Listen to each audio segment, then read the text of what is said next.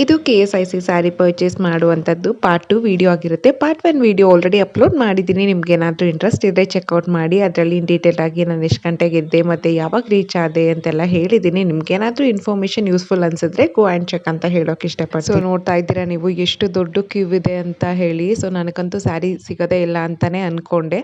ನಮಗೆ ಟೋಕನ್ ಸಿಕ್ಕಿದ್ದು 103, 104, 105 ಟೋಕನ್ನು. ನನಗೆ, ನನ್ನ ಹಸ್ಬೆಂಡ್ಗೆ ಮತ್ತು ನಮ್ಮ ಅತ್ತೆಗೆ. ಒಂದು ಟೋಕನ್ಗೆ ಒಂದು ಸ್ಯಾರಿ ಅಷ್ಟೇ ಕೊಡೋದು.